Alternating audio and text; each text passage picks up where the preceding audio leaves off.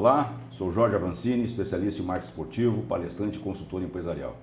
No meu 22º programa do canal do Avancini no YouTube, nesta segunda temporada, eu tenho o prazer de conversar com uma figura que tem um currículo que eu fiquei apavorado aqui, imenso, né, com muito peso. Ele nasceu em Contagem, em Minas Gerais, tem 1,94 m de altura, mora no Rio Grande do Sul há mais de 29 anos,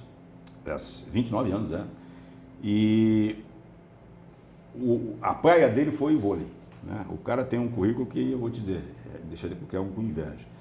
Ele passou pelo Clube da Polícia Militar de Minas, Olímpico Clube de Minas Gerais, Frango Sul de Montenegro, Palmeiras de São Paulo, Frango Sul da Ginástica, Suzano em São Paulo, Frigorífico Chapecó, Ubra foi, né? Ubra aqui no Rio Grande do Sul foi a equipe que ele mais tempo ficou, andou pelo Japão, Santório no Japão, andou pela Grécia, pela Arábia, enfim, o cara é um homem do mundo.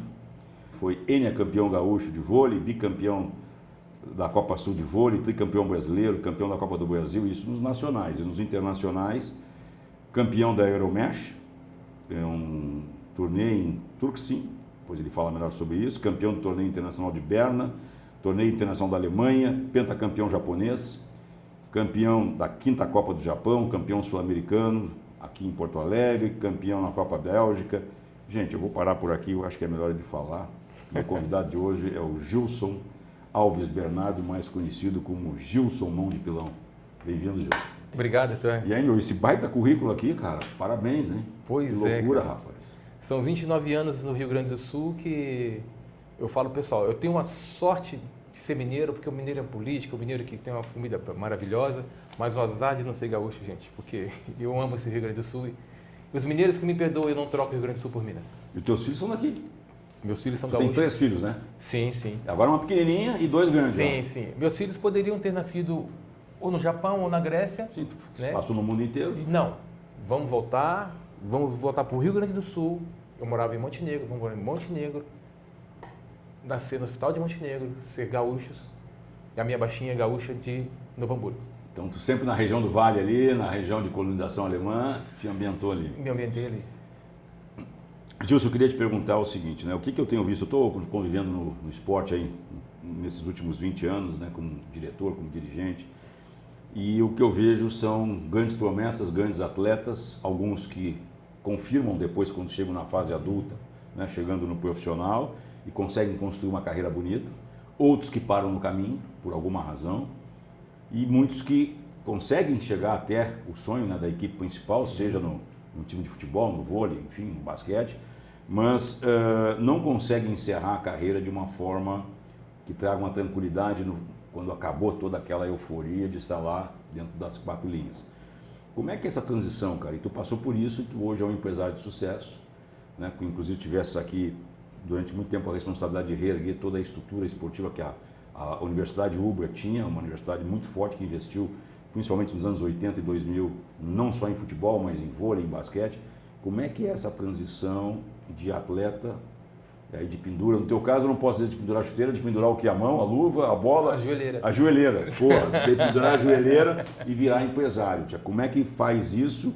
E qual é a leitura que tu tem do cenário? Tu que passou por todas as etapas, né? Apesar de ser vôlei, mas também tu fosse lá na base, começou, quer dizer, depois andou rodando o mundo inteiro, conhecendo diferentes culturas. Conta um pouco dessa história pra gente aí. Pois é, Vancini. Obrigado por estar aqui, porque pouca gente conhece a história de evolução de um atleta, né? Ainda mais no Brasil. Em outros países que eu tive a oportunidade de trabalhar, eu vi que os atletas eles já chegam com uma base pronta, uma base familiar, primeiro financeira, né? Que já deixa o atleta já mais à vontade para ter o material, né? E depois uma evolução de educação, que queira ou não queira, quando você tem uma questão financeira, questão de país, né? Tu já tem uma questão de qualidade melhor, uma questão de educação melhor. O dinheiro traz isso? Traz sim, porque se você não tratar o dinheiro com a educação, ele vai embora. Então os países são evoluídos e são evoluídos também em educação. É o que falta para o nosso país. Mas falando da questão de passar pela base, o brasileiro, ele treina e tem a visualização de quê? Que eu preciso de um prato de comida amanhã. Aí que fica para trás toda aquela questão de educação, de formação, que lá no final da vida vai fazer falta. Mas tu diria, aproveitando esse teu gancho, tu diria que isso acontece em todos os esportes, porque isso no futebol é uma realidade, né? Os garotos chegam lá com 14, 12, 14 anos, vindos de família muito pobres, alguns já com uma sobrecarga de sustentar a família, famílias numerosas, eu vivi isso aqui no Internacional, vivi isso lá no Bahia, no Nordeste, e que acaba que ele não consegue estudar, né? Vem mal alimentado. Eu diria que no vôlei também acontece igual, que certa vez a gente conversava e tu me dizia que no vôlei era um pouquinho diferente, porque, né, era um esporte que já vinha, as crianças chegavam com um nível cultural um pouquinho melhor. Como é que é isso?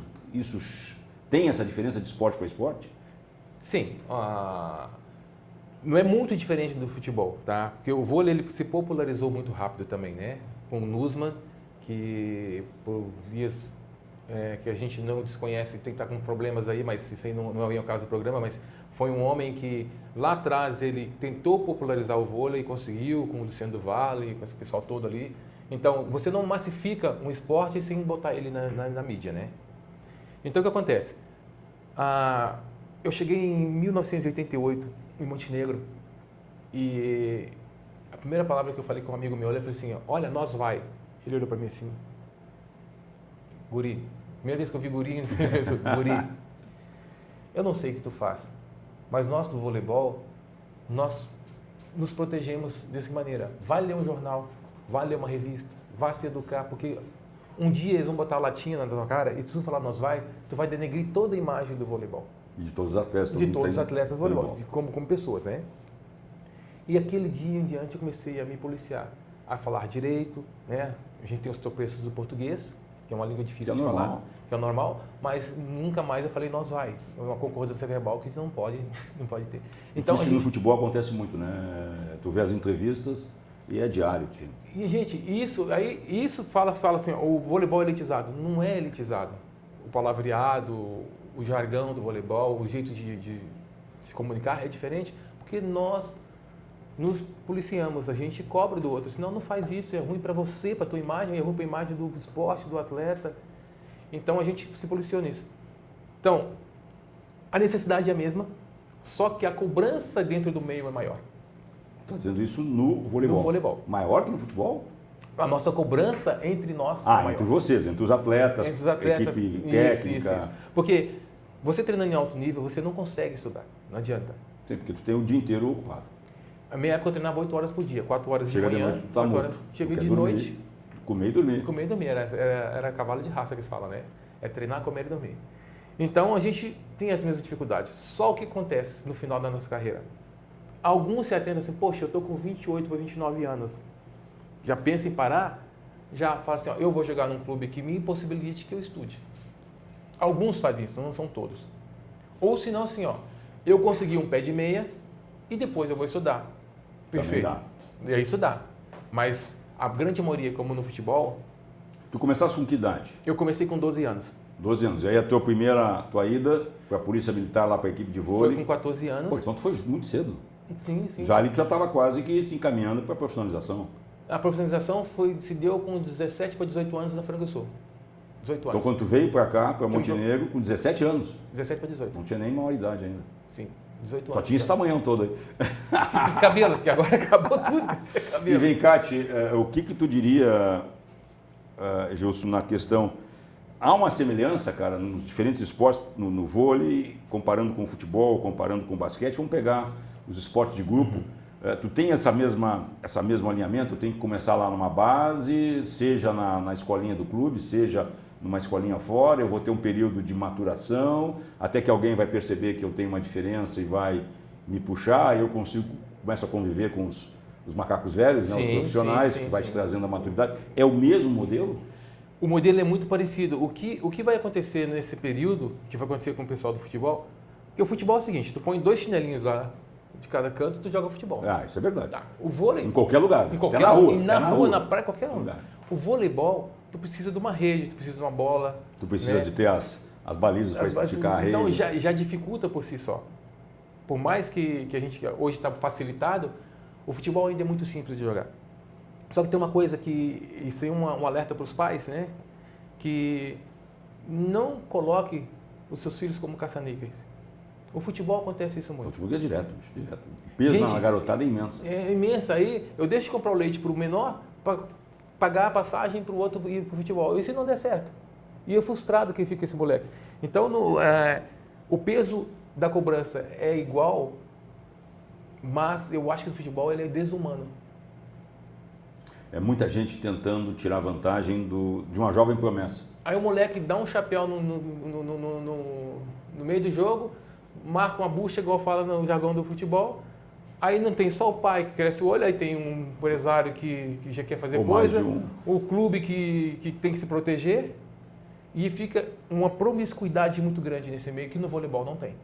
Essa promiscuidade no Isso voleibol no não tem. vôlei tu consegue administrar melhor. No vôlei é o seguinte, o vôlei é bem claro, tu vai lá, joga, o que não está em pé de igualdade com o outro, o próprio grupo busca ele para que ele possa andar com a gente.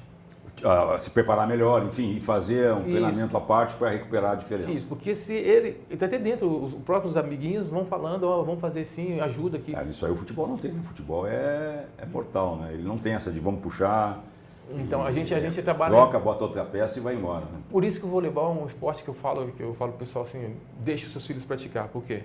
Porque desde o início você aprende a trabalhar realmente em equipe, porque se você está jogando do meu lado e a bola cair, nosso time perdeu e tu perdeu igual. Não foi porque eu errei, não, tu perdeu igual. E tu tem que falar assim, ô Gilson, entra assim na bola, joga ela para cima que tu vai ajudar a gente. Tu tá dando solução e ajudando. E acima de tudo, tu tá se preparando para ser uma pessoa útil para a comunidade. Legal. E Gilson, nessa trajetória dentro do vôlei, né, e tu deve ter convivido com muitos atletas, com muitos colegas, né, não só aqui no Brasil, como é que é essa preparação? O pessoal consegue ter, né, tu falasse, alguns vão estudar depois, ou já no final da carreira, mas tu consegues te organizar para fazer um pé de meia e lá na frente, quando tu te aposentar, e se tu não quiser continuar na atividade, porque tu continuou como empresário, né? Sim. Como presidente de clube, como treinador, tu tivesse várias atividades. Como é que se caminha isso? Como é que eu preparo, bicho, a minha... Né? Porque eu tenho hoje 20 anos, estou no meu potencial, e né, a gente acha que nada vai acontecer, mas 10 anos passa muito rápido, 15 anos passam muito rápido. Se não tiver nenhuma lesão, né? Em 10 minutos pode acontecer uma lesão. Exatamente, até menos, né? E que te vai te parar. Como é que tu faz essa preparação, essa base, para que a gente não tenha Manés Garrinchas da vida e tantos outros que a gente... Né, o Garrincha porque foi um grande jogador, mas que morreu pobre. Sim, Cara, sim. era outra época, outro modelo, mas que a gente sabe que não se preparou. Né? Não conseguiu nem com os atletas daquela época. Como é que isso acontece no vôlei? Tipo, ou tu como atleta, qual é a sugestão? Como é que é o... Bom, eu como atleta, assim, quando eu comecei a ganhar meu primeiro dinheiro, aí vem de família, não tem como. Se a tua família lá entender que tu é um ser humano em evolução, que tu vai ter a tua vida, que independente que tu ganhar mais ou menos, tu vai ter a tua raiz de família bem fundamentada, tu vai olhar para trás, opa, tem os meus que eu tenho que ajudar, mas primeiro eu tenho que fazer a minha vida. Então, para mim no voleibol foi assim, meu pai e minha mãe falaram assim, ó, quem compra terra não erra, é o jargão deles. Então, o primeiro salário que eu tive, eu ganhava 113 cruzeiros novos. Pelo amor de Deus. Era o salário mínimo. Eu peguei isso aí e comprei um sofá, porque não tinha sofá onde a gente estava morando. Mas o pessoal falou assim, tu é louco? Por que tu está comprando um sofá, botando na casa e você não sabe o que é que o ano que vem? Enquanto eu estiver aqui, eu tenho que ter conforto, porque eu vou chegar aqui, vou descansar e vou trabalhar lá. Então eles me acharam muito louco quando eu era menor. Então o que eu falo que no voleibol, a gente, hoje a molecada, eles ganham muito mais dinheiro que a gente ganhava antes, mas eles também têm uma cabeça melhor. Porque eles já viram vários exemplos que não deu certo. Vê gente, às vezes, tem amigos meus que são da seleção brasileira, né, que ganhavam muito mais dinheiro do que eu, e era muito mais top do que eu. Hoje tu vê o pessoal, ou ele é um segurança, ou ele é um cara que está fazendo um bico ali. Ou arranjou um emprego público, se encostou numa prefeitura. Às vezes... Ou virou vereador, né, alguma coisa. Não, nem se conseguir. Então, assim, tem muitos esses exemplos no voleibol também. Mas eu penso que na média dos jogadores de voleibol que têm sucesso, que não é todos que têm sucesso, eles estão com a cabeça melhor para investir. E os outros que não estão tendo essa cabeça para investir, ele está sendo constrangido com os mais velhos, fala assim, oh, tu tá errado. Que estão cobrando. É aquele papo que dentro da base tu vem andar com a gente, isso é importante. Tu diria que hoje está diferente do teu tempo em relação a quando tu começaste, quando tu virasse profissional, dá para fazer um pé de meia, está melhor hoje, há um maior reconhecimento, Claro que o vôlei não tem os salários que o futebol no Brasil paga, que é um absurdo, no modo de ver, né? Em alguns casos. Mas, enfim, está melhor? Como é que está a situação do voleibol no Brasil? Eu vou brincar com o Avancini aqui um pouco. Nenhum salário para mim é absurdo para qualquer atleta, seja de qualquer modalidade. Porque às vezes a gente está lá dentro, né, e não é o dinheiro que vai contar. Muitas vezes eu jogava Brasil e Cuba e a gente perdia para Cuba num jogo assim de matar 3-2. Não tem salário absurdo. E não tem salário absurdo, mas se passava na rua, pessoal, como é que tu foi perder para Cuba? Eu não falava bom dia, boa tarde. Como é que tu foi perder para fulano? Como é que tu foi fazer isso? Como é que tu errou aquele saque? E para o jogador de futebol, para o jogador de basquete, para o nadador, não bateu a mão no tempo certo, a cobrança é a mesma. Então, para a gente, dinheiro nenhum paga. Eu acho que dinheiro é importante, é uma bênção para quem sabe usar. Para quem não sabe usar vai ser sempre uma coisa ruim. Mas, se chegasse na rua e assim, caramba, que trabalho bacana que vocês estão fazendo, dá orgulho de ver vocês na televisão, dá orgulho de ver vocês jogando. Isso não tem dinheiro que pague. Cara, tu viveu aí muito tempo no Japão, né? Mais de 5 anos, jogasse lá, morasse lá, na Grécia também? Na Grécia. Na Arábia? Na Arábia, na Itália, na França. Porra, pelo amor de Deus, é uma bagagem de experiência na Coreia. fantástica. Coreia, tu foi um dos primeiros jogadores estrangeiros na Coreia? Eu fui o jogador que abriu o mercado estrangeiro na Coreia. Né? Eu fui o jogador teste. Que diferença em relação dessas culturas todas que tu passaste? O que tu tem de história pitoresca? O que tu aprendeu, comparado com nossa cultura latina, né, cultura brasileira? A dificuldade, o que tu encarou? Clima, comida, hábitos? A primeira coisa assim, ó, clima, comida, hábitos. O melhor de todos que eu peguei chama-se seriedade no trabalhar. O que foi comprometido e acertado é cumprido. Pode chover canivete e eles estão ali te cumprindo. Isso em todos esses países que tu... Sim, na França que foi um pouquinho diferente, mas não foi por um erro lá, de bobo lá, mas já deu tudo certinho. Mas todos os países que eu passei, eu nunca tive problema de receber e problema de ser cumprido, que foi falado extra-contrato. E a infraestrutura te era oferecida também. Que era oferecida. Mas uma coisa pitoresca que eu vou te contar. Vem um negão de 1,94 m, primeiro dia no Japão. E eu tinha com o meu intérprete chamado John Woo, que era o filho do coreano que foi técnico da seleção brasileira, né? E aí eu falei assim, poxa, Som, o sobrenome Som, mas Som, eu preciso ir no banheiro. E eu já estava no ginásio enorme, ginásio que parecia... Tá, Gilson, eu acho que tu sobe, sai daqui da quadra, sobe, porta ali, aqui, assim e tal. Eu falei, então tá, fui lá, precisava do mapa para chegar no banheiro. Fui no banheiro. Fui lá, pá, fiz meu xixizinho tranquilo lá, tá, voltei e olhei assim, onde eu tô agora? E lá embaixo tinha um japonesinho comigo assim, chamava de Giruson, meu nome, né, lá. Giruson, cocô. Eu falei, peraí, eu fui no banheiro, o moleque tá falando que eu tô fazendo, não pode ser isso, né? Aí eu falei, Giruson, cocô, eu, cara, todo errado, esse cara, sabe, tem câmera lá dentro do banheiro, alguma coisa assim, cara. E eu fui andando perto dele, passei, ele, cocô, e assim pra mim, cocô. E eu, não, cocô não. E entrei pra quadra. Aí eu falei, Som, eu vou te contar um negócio, eu tava lá em cima, eu não fiz o número 2 brincando com ele, mas o moleque tava assim, cocô. Eu falei assim, banheiro assim, tem alguma coisa assim, tem alguma câmera assim? Não, Jesus, cocô em japonês é aqui, cocô é aqui. E eu... Pô, aí tu aprendeu lá no primeiro dia. O primeiro cocô que eu aprendi foi... Cara, e desses países, assim, o que tu achou mais legal desses que tu passasses, né? O qual é que tu achou que tivesse mais dificuldade? Arábia? Não. Por alguma questão de religião? Não. Assim, aí nesses lugares tu ia com a família ou tu ia sozinho? Arábia eu fui sozinho, que foi só 3 meses. Ah, foi um tempo mais curto. Foi uma competição que se chama a Copa da Confederação das Nações Árabes, que eu joguei lá para ele, pelo Catar. E a única coisa que eu acho estranho, não é? Porque pra gente é diferente, né? A gente tá no meio do treino, daqui a pouco todo mundo baixa, vira pra Meca e vai fazer a oração dele. Isso eu vi quando eu estive em Dubai, cara. E eu parava no canto, ficava sentado lá esperando eles, tranquilo. Podia estar acontecendo o que for. Pode estar o cara na Fórmula 1 a 200, ele para o carro, todo mundo para, vai lá e volta. Cara, quando eu fui a Dubai, na época do Internacional, disputar a Copa Dubai, quando eu cheguei no quarto do meu hotel, na mesinha de cabeceira, Tinha um tu tapete? tinha uma espécie de uma rosa dos ventos. E eu achava aquilo ali estranho, né? Eu olhava e também tu tinha no forro do quarto. Deitava, eu via aquele troço assim.